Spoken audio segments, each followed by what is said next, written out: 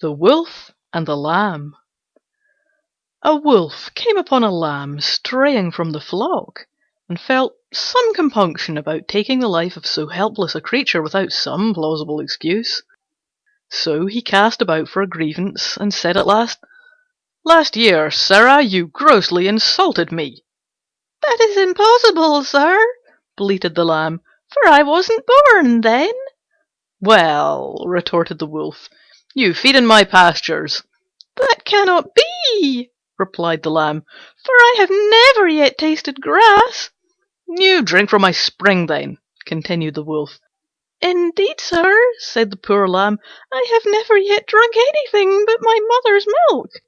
"Well, anyhow," said the Wolf, "I'm not going without my dinner." And he sprang upon the Lamb and devoured it without more ado.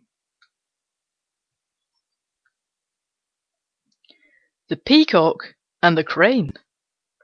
A Peacock taunted a Crane with the dullness of her plumage. "Look at my brilliant colours," said she, "and see how much finer they are than your poor feathers." "I'm not denying," replied the Crane, "that yours are far gayer than mine, but when it comes to flying, I can soar into the clouds, whereas you are confined to the earth, like any dunghill cock." The Cat and the Birds. A Cat heard that the birds in an aviary were ailing, so he got himself dressed up as a doctor, and, taking with him a set of instruments proper to his profession, presented himself at the door, and inquired after the health of the birds. "We shall do very well," they replied, without letting him in, "when we've seen the last of you." And the moral of this story is, a villain may disguise himself, but he will not deceive the wise. The Spendthrift and the Swallow.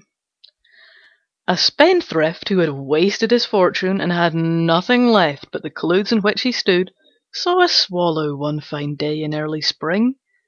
Thinking that summer had come, and that he could do now without his coat, he went and sold it for what it would fetch. A change, however, took place in the weather, and there came a sharp frost which killed the unfortunate swallow. When the spendthrift saw its dead body, he cried, "Miserable bird! Thanks to you, I'm perishing of cold myself." The moral of this story being, one swallow does not make summer.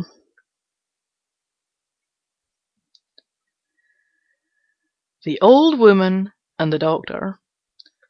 An old woman became almost totally blind from a disease of the eyes, and, after consulting a doctor, made an agreement with him, in the presence of witnesses, that she should pay him a high fee if he cured her, while, if he failed, he was to receive nothing. The doctor accordingly prescribed a course of treatment, and every time he paid her a visit, he took away with him some article out of the house, until at last, when he visited her for the last time and the cure was complete, there was nothing left. When the old woman saw that the house was empty, she refused to pay him his fee, and after repeated refusals on her part, he sued her before the magistrates for payment of her debt. On being brought into court, she was ready with her defence. "The claimant," says she, "has stated the facts about our agreement correctly. I undertook to pay him a fee if he cured me, and he, on his part, promised to charge nothing if he failed. Now he says I'm cured, but I say that I am blinder than ever, and I can prove what I say.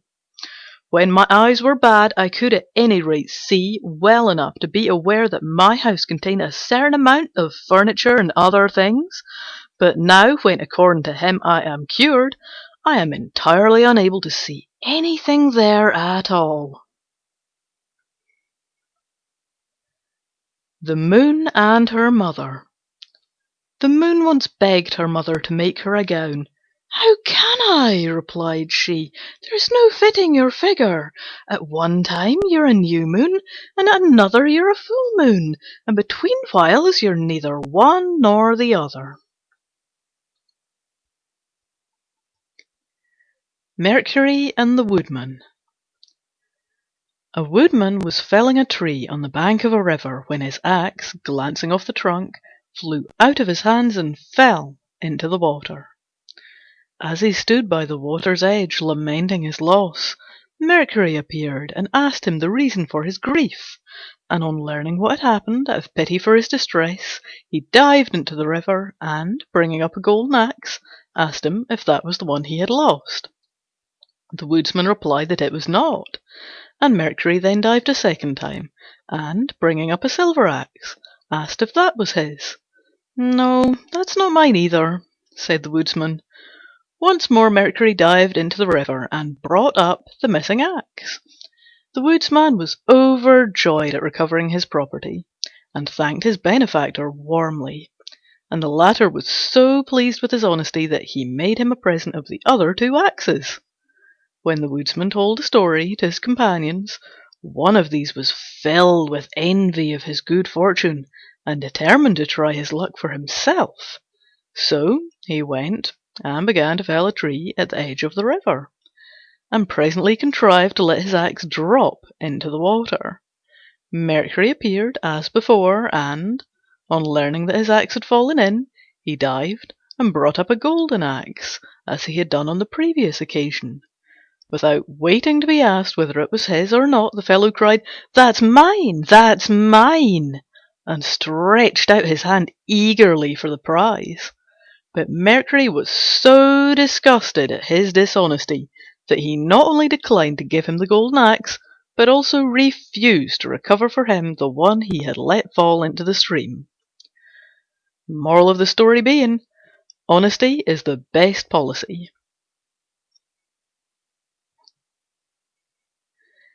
The Ass, the Fox, and the Lion. An Ass and a Fox went into partnership, and sallied out to forage for food together. They hadn't gone far before they saw a Lion coming their way, at which they were both dreadfully frightened. But the Fox thought he saw a way of saving his own skin, and went boldly up to the Lion and whispered in his ear, "I'll manage that you shall get hold of the Ass without the trouble of stalking him, if you'll promise to let me go free." The Lion agreed to this, and the Fox then rejoined his companion and contrived before long to lead him by a hidden pit which some hunter had dug as a trap for wild animals, and into which he fell. When the Lion saw that the Ass was safely caught and couldn't get away, it was to the Fox that he first turned his attention, and soon finished him off, and then at his leisure proceeded to feast upon the Ass. The moral of the story is, betray a friend and you'll often find you have ruined yourself.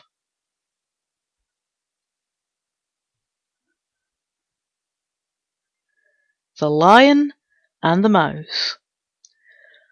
A Lion asleep in his lair was waked up by a Mouse running over his face. Losing his temper, he seized it with his paw and was about to kill it. The Mouse, terrified, piteously entreated him to spare its life. "Please let me go," it cried, "and one day I will repay you for your kindness." The idea of so insignificant a creature ever being able to do anything for him amused the Lion so much that he laughed out loud, and good-humouredly let it go. But the Mouse's chance came, after all. One day the Lion got entangled in a net which had been spread for game by some hunters, and the Mouse heard and recognised his roars of anger and ran to the spot. Without more ado, it set to work to gnaw the ropes with its teeth, and succeeded before long in setting the Lion free. "There," said the Mouse, "you laughed at me when I promised I would repay you, but now you see, even a mouse can help a lion."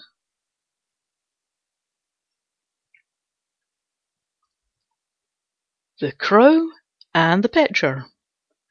A thirsty Crow found a pitcher with some water in it, but so little was there that, try as she might, she could not reach it with her beak, and it seemed as though she would die of thirst within sight of the remedy.